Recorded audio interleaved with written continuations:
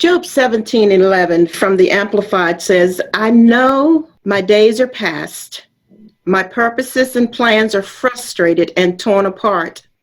The wishes of my heart are broken. Wow, what a powerful passage. And we all know, most of us anyway, know the story of Job. And some of us have Job days. And it's like all of Job's life rolls up in 24 hours. And you wonder, what am I going to do with all of this stuff or the mess that my life appears to be in right now? Recently, my co-host and I had a conversation about the calling of God upon our lives, how to know that calling. What happens when conditions are such that you feel that you've lost your calling or you've lost your way, or you were headed in one direction, then abruptly it was disrupted and you don't know what to do with the pieces now? How do you bounce back? How do you figure out what your calling is now? How do you reinvent yourself? Can you reinvent yourself? My co-host and I are going to answer those questions today. We're going to do it. We know we're going to do it because God is with us. And whatever is on your heart and on your mind, we believe that you'll find the answers today as you join together with me, Dr. Faye, my co-host Regina Gobinas, Layla Khan, and Sonia Williams. And we are the co-hosts of Lighten Up, It's Time to Talk. Welcome to the show, and welcome to the show, co-host. It's good to have you back today. It's good to be here together with my co-host sisters as we travel this path together, as we rediscover maybe even our own callings. And we're going to open up and be transparent with you today as we share here on this show.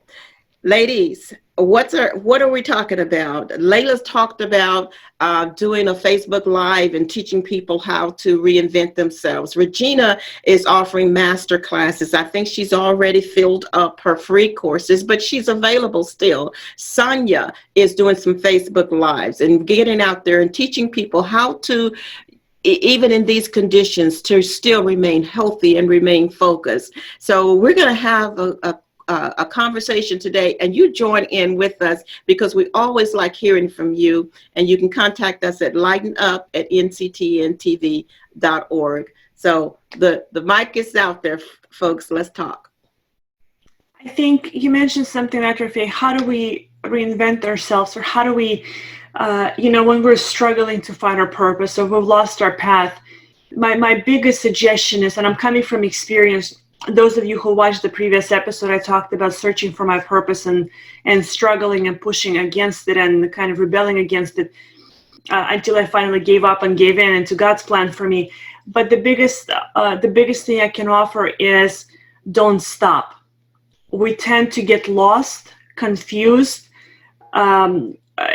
disencouraged, and we just stop moving forward. That's the problem. The problem is when we stop. When we stop getting signs, we stop getting results, we stop getting the communication that you seek. Now, I'm all about retreating for a couple of days and quieting down, praying, reading my scripture, meditating, giving yourself time. But some people tend to stop for 6 months, for a year, for 2 years. That's where the problem is. I think the way to explain it better is, if you're in the middle of a basketball game and you've got the ball and you've got other people on the court that are counting on you, which is maybe your friends, your families, your employees, whatever you're doing right now, and all of a sudden you're not feeling like it, you're not going to stop the game, set the ball down and stop moving, right? You still have to move. You still have to wait until it's time to actually rest. Life is kind of like that, so you don't want to lose the momentum. So don't stop, because as long as we keep searching, it does reveal itself. It really does.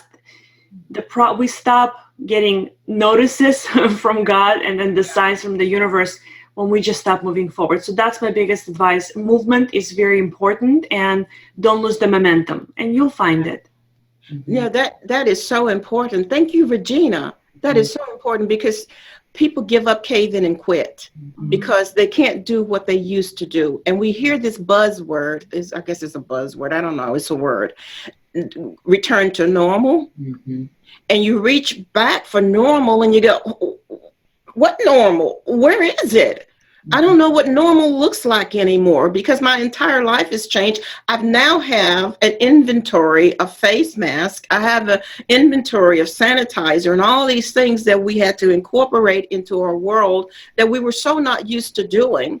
And so there is no such thing as return to normal. I want to hear your opinions on this.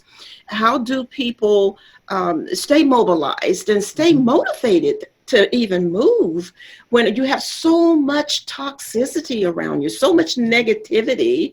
How do we retrain our brains and retrain our minds to unplug from all of the heavy stuff and truly lighten up and have conversations with people who will inspire us like we do here for you guys, and so that we can really make a difference in our own lives and then in the lives of others, because we can't give away what we don't possess.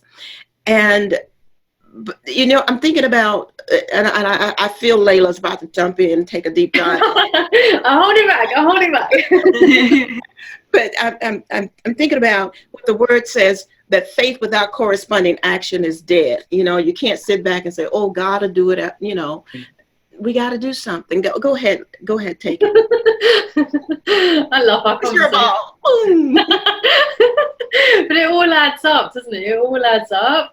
Do you know something that something that I discovered in my kind of relationship with God from a very young age was that the person or the child that I was, say, at 12 years old was not the person that I could remain as when I was 16 years old, when I'd left school, right? And it was time to look for a job. And I remember writing my CV or my resume and looking around and learning about London work life and thinking, there's so much competition, there's so many amazing women. And, you know, some of it was based on colour as well, because it's something that we grew up with growing up. Like, there's so many, like, really successful white women. How is an Asian woman, Muslim girl going to get a job? Like, how am I going to succeed? And I sat and I remember this question coming through me. And the question was, what is my edge? What is my leading edge over her? Right? And essentially this question was also asking me, who do I have to become in order to get a job? Yeah, two powerful questions. They have guided me through so much of my life, through my divorce, through being a single woman into a relationship, from being in a relationship, and through that relationship, like, who do I have to become? Who am I becoming?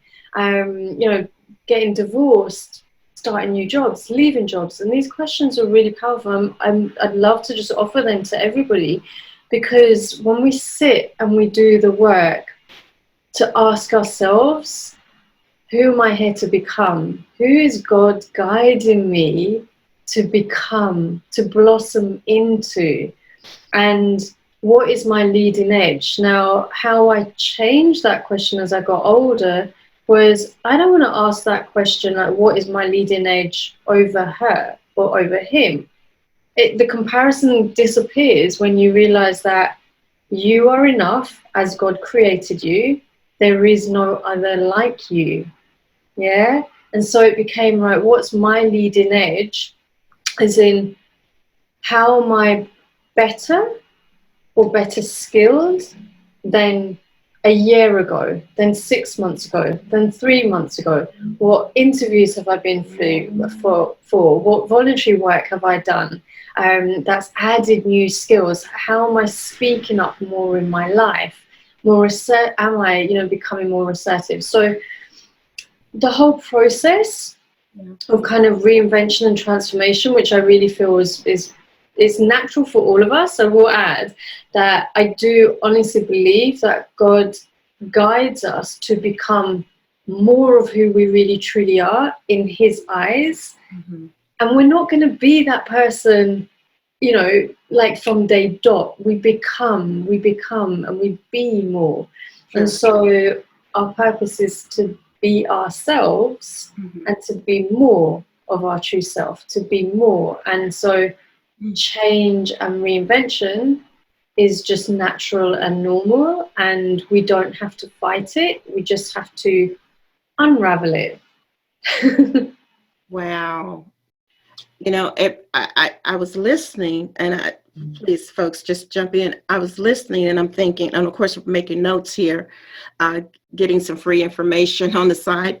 But what is my leading edge change to understanding that you're enough, and so it's not about competing with anyone, because in that space where you're describing, Layla, there is no competition. Mm-hmm.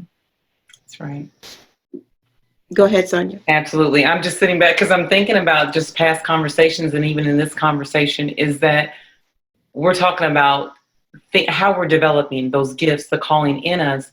And we're all, I think we touched upon this last week, we're all made differently, but we have God's DNA. And it's for me to even identify myself, what God has created me to be. There's only one Layla, there's only one Dr. Faye, there's only one Regina, there's only one Sonia. Is to look at yourself uniquely and say, you know what? I am branded. I'm branded by the blood of Christ. Mm-hmm. I have God's DNA. So when I go out there as an entrepreneur, I am different than somebody else. I don't say that with arrogance, but I say it with the confidence that God has given me. Yeah. So I know a lot of times we are on social media because we do our businesses on social media. It's the way we get our voice out there. Mm-hmm. Whether, whatever you're doing. So I'm looking at that, I'm thinking, what makes me different? We're talking about that. What makes you different? Mm-hmm. I am different because I've even found myself doing the comparison. I'll be on social media and I go, oh, well, they're doing it. And then I have to catch myself and say, now, what is it that God wants me to put out there for somebody? It's not about us.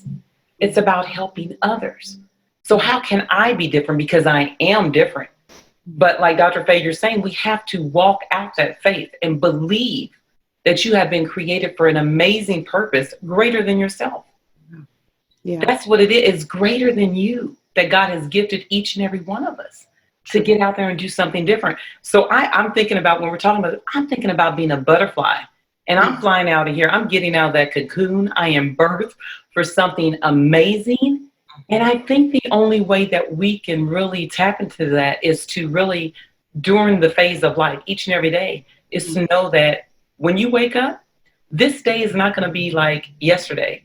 No. I'm a new creation in Christ. Something is new today. I'm expecting something different to happen today in my life. Something, just amazing to be birthed out of the day. Yeah. So I just think it's tapping into more, putting that even on yourself, not pressure, not being anxious, but just, knowing that God's going to do something amazing in your life every day. Yeah. I love that about the word more, because one of the things that some of my clients have struggled with, or they've asked me about, is, they're like, but am I not enough? Like, why do I have to do this in our work, right? I wonder if you guys can relate, if you've had the same experiences. And I always say to them, I'm like, you are enough exactly as you are. And there's more that you are yet to unravel and to, this is just the surface. Like, God has given you so much more abundance of mindset, of attitude, of love, of prosperity, of joy, of bliss, and of abundance and happiness. Do you know what I mean? And it's like, we're still scratching the surface with all of us. And so where we are is enough. We're always enough exactly where we are. And I see it as like God's treasure is that there is always more. Yeah. And that's part of the journey. Do you know what I mean? Oh, so absolutely. John the Baptist says that I must decrease so that he can increase. And so what's happening, and Sonia made reference to that, I have a book that's rolling out, a rewrite. It's called Our Father's DNA. We have to know that we are fearfully and wonderfully made, and that there is a treasure that you were describing, Layla. There's a treasure inside of us. And if we look at this as life is a great adventure, and we're always digging for the treasure, not outside of ourselves, but right here in the house. There is a treasure that's hidden in an earthen vessel. So I'm this great adventurous person, and I'm on this journey called life. And I've got my tools of praise and worship and the word and prayer to take me there. And so I use these tools, and I'm constantly digging. And as I'm digging, I'm not revealing so much as to an outside purpose, but an inside purpose. And when I realize that I'm so much bigger than what academia told me that I was, than what society said that I am, even than what church may have told me that I was. And when we started this show today and coming into this conversation, we always pray, folks. And so Layla volunteered to pray today. And as she was praying, she asked, she said, I'm not sure if I do it right. And then Regina responded, there is no right way. Wow, that was huge. And many of us think in our lives that we have to watch this person over there or have this person over here in order to learn the right way to do certain things.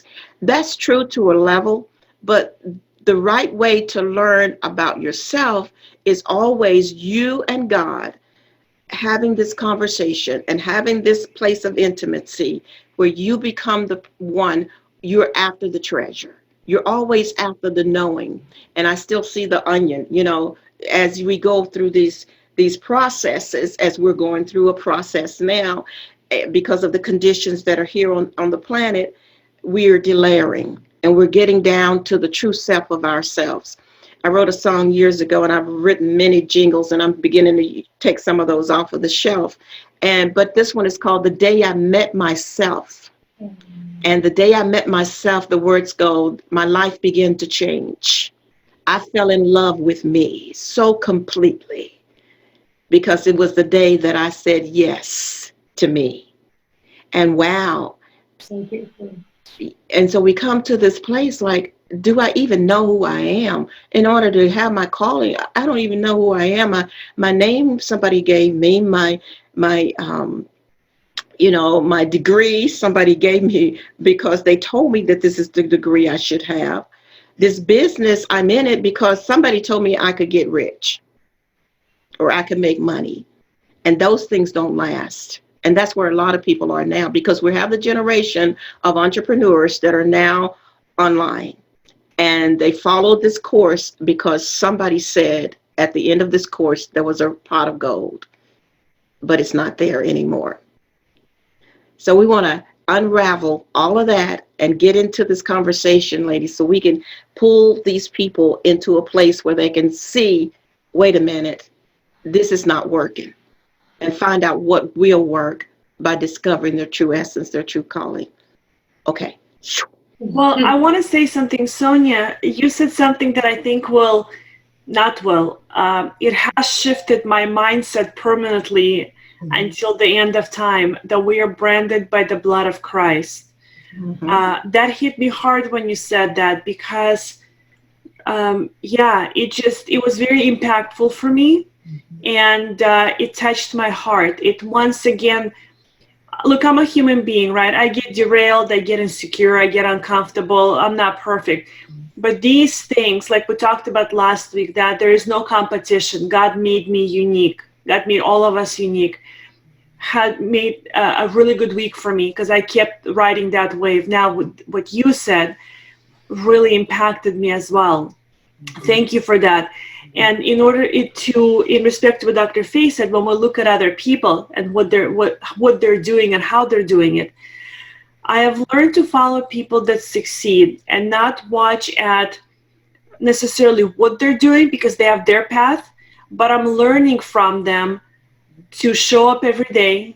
I'm learning from them to stay consistent because I understand that they're successful not because they're doing a thing. They're successful because all the million things they do behind the scenes every single day.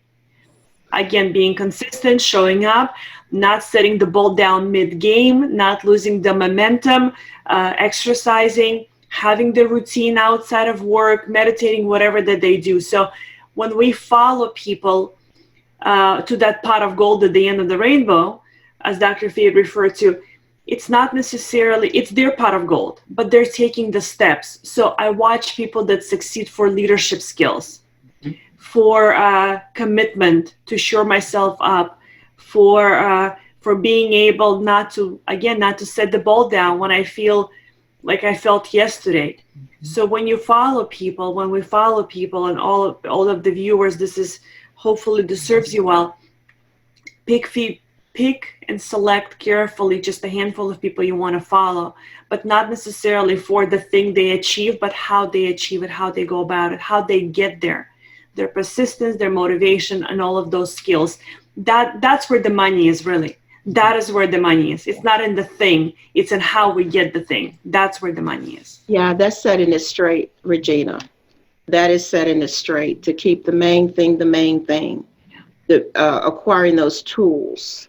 And not, I think when people do it for the money, they won't do it long. And they get frustrated, and then they wonder what happened. And it has to be bigger than that. It has to be the life calling. It has to be, because this is what God has called me to do, and I'm in this. And, we describe focus as like the racehorse, and when they put the blinders on, and you are in it, and there's a target, and you are after that and that alone. And it doesn't matter what anyone else says or anyone else does, because you now know why you were born. Yes. Your divine calling, your purpose for being here, the very reason that God breathed life into you. And that's what gets you up late at night. And that's what will keep you moving when nothing else will. When relationships fall apart, you can always go right back to that safe space. Oh, this is where I belong. I know for me, I can get in front of this camera and speak to people. Thank God I can do it all day, all night, or whatever, because it doesn't matter what else is going on in the world. That there's a place that I can go, and I find peace right there. Regina, you mentioned earlier that you had been up all night because yesterday was, I don't know, interesting. I forgot the word you used. It was an interesting day yesterday. I said it sucked. Right. She said it sucked, y'all. She said it. She said it sucked. And maybe you've had a sucky day, and maybe you feel your life sucks, but it doesn't have to stay in the sucky place. And so what Regina did, tell them what you did, Regina. I'll tell you what I did. I actually, because I lead, teach, and inspire leaders, CEOs, and entrepreneurs, what I actually did is got out of bed at 12:15 in the morning and wrote an email to people, to my email list. And I said, look, today sucked, and vulnerability is not my strong suit, but if I'm going to teach people to overcome their weaknesses, here you go. Here's how I feel today. And it sucked, and it wasn't good, and I didn't want to show up, but here's what I did. I showed up. I did Facebook Lives. I sold my offers. I talked to people, and I did all of those things. And yeah, that's what I did in the middle of the night. I was very vulnerable and transparent in hopes that somebody else will take something from it. Because, look, the truth is, when we feel that it sucks, we feel like it's never going to end. It's going to suck for the rest of our lives, and everybody's life is perfect but ours. We're like on this little island that sucks, and nobody else wants to come and visit us. But that's not true. There's a lot of people there, guys. I mean, it's a team of us. Yeah. And people go there, and then they stay for a day, and then they leave. The little boat takes them back to the good place. But that's what I did. I meditated, I prayed, but I also took that as a teaching opportunity, as a leadership opportunity to reach out to the people on my email list and say, vulnerability, not my thing, but if I'm going to push my clients to be vulnerable and overcome their weaknesses, and this is mine, here you go. And this is how I feel, and this is how I dealt with it. And it was a good lesson for them not to stop, because we stop. That's the problem, we stop. So that's how I handled last night. And I was up half the night feeling like I was feeling, and got up early this morning because we taped this early my time. And here I am in service of God and you wonderful people. Because you didn't stop. You didn't give up, cave in, and quit. We I did more. I pressed in more. I tend to press in more. And one more thing, for those of you that are really pressing in hard, chasing your original blueprint, chasing your purpose, your mission, and your vision, I have learned in my life, the closer I get to my goal, the harder the opposition wants to push me back off that mountain.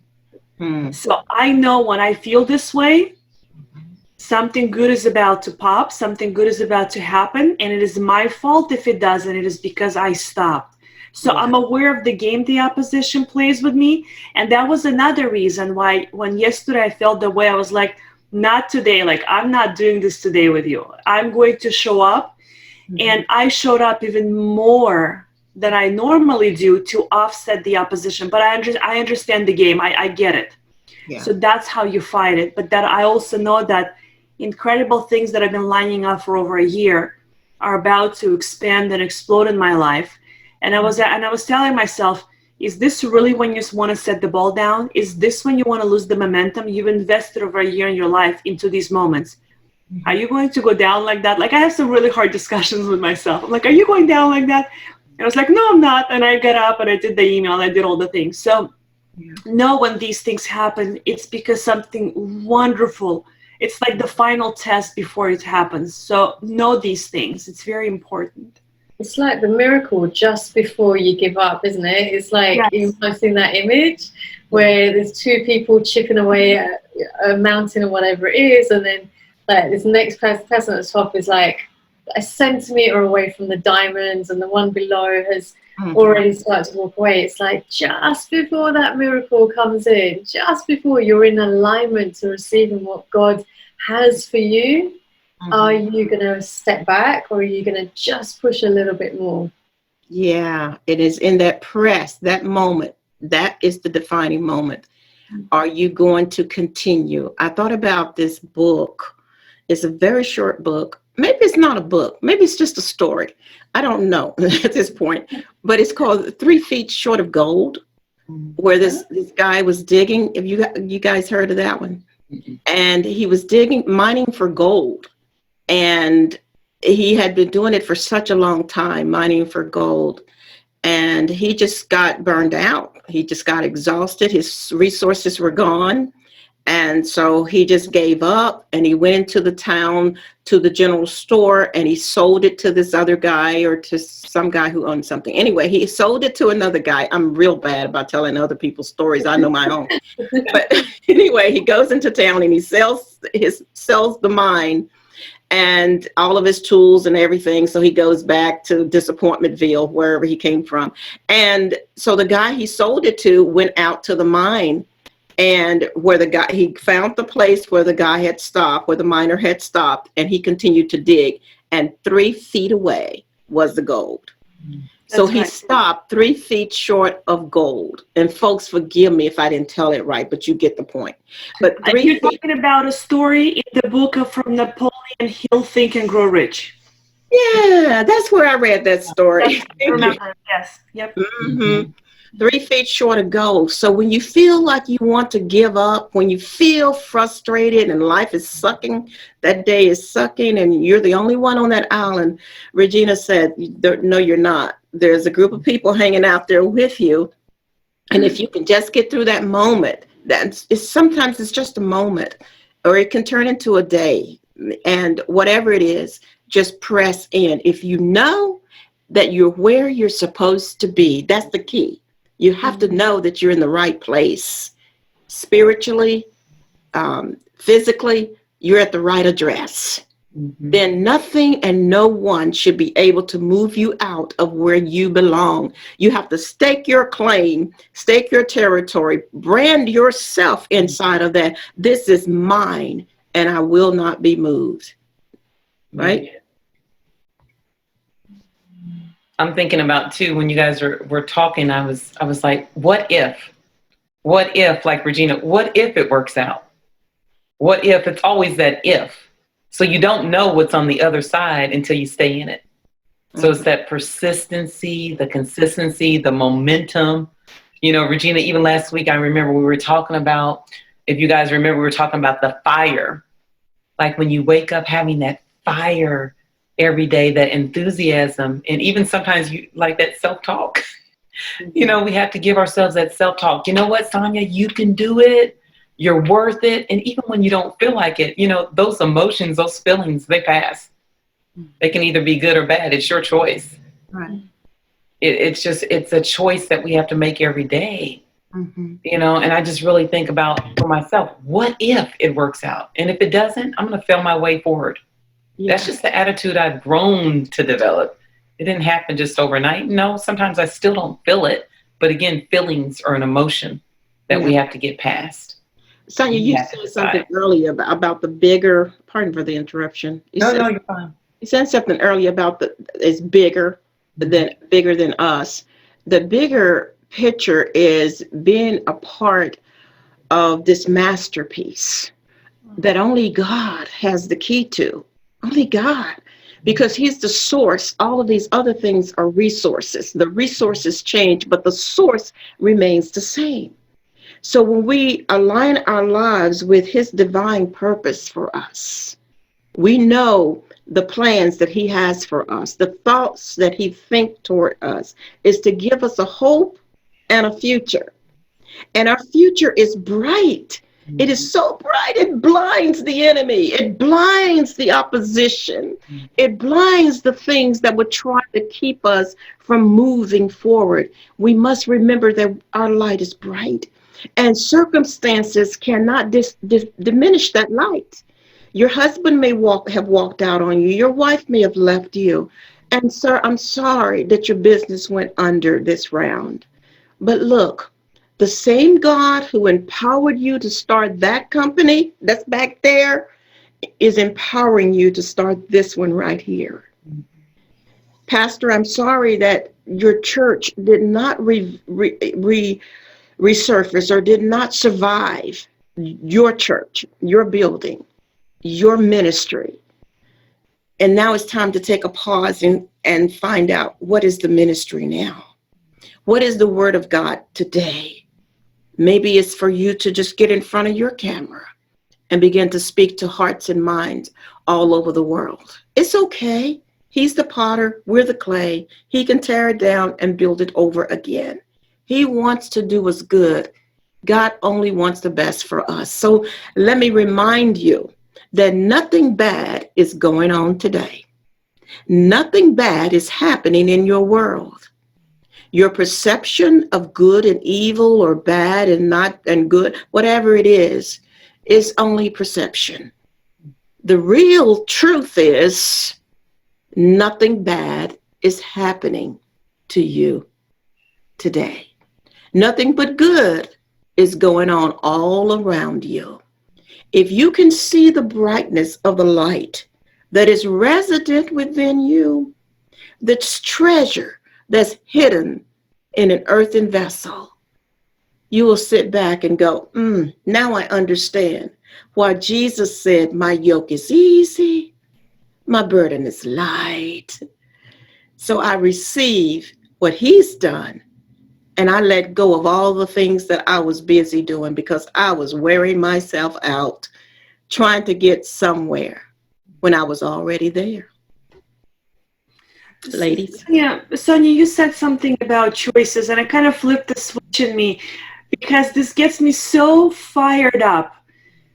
We have a choice every single day, right, to choose. And putting aside circumstances of people that have been really traumatized and things have happened, putting that aside just for a second, I'm watching people choose not to be themselves every single day. I'm watching people choose to complain. I'm watching people choose not to take action. I'm watching people choose the victim mode. I'm watching people choose. And honestly, it blows my mind. Mm-hmm. When you said it, it kind of spoke to me, Sonia. We have the choice, even right now, right? Amidst everything that's going on. Like I said a few shows ago, this is the time that separates the leaders from the followers. And I know it was such a harsh statement, but it's a fact. And we're watching it happen. This is so black and white. Mm-hmm. Some people are choosing to stay in victim mode, and some people are choosing to build empires online. Mm-hmm. I've had a lot of my clients that I've worked with offline shut down right now, which are very big ticket items. And I am killing it in the online space with sales. I made a choice, and I am no different than anybody else. And I'm watching people make just lopsided choices every day and point fingers when how incredible it is it? Just think about it. How amazing it is to know that you truly have the power to make the choice to succeed. You really have that power. It just takes you just have to flip one switch. That's it. I think being blaming in the victim mode is more comfortable and it's easier. It doesn't require us to do much except for sit and complain. Mm-hmm. When we choose leadership, it takes all of us. Mm-hmm. It takes every bit of you to get up and show up. It's a responsibility. Leadership, it's a massive responsibility, and everybody's watching. But you have the choice. So, Sonia, thank you for saying it, because I think it's important. Yeah. We have the choice, and it's yours. Mm-hmm. That's all I've got. Yeah. And I think the choice as well is remembering that we're walking with God, right? We're not walking on our own. We're not alone in this journey. And every single day, all day long, we have the choice to offer our obstacles and our challenges and our problems to God.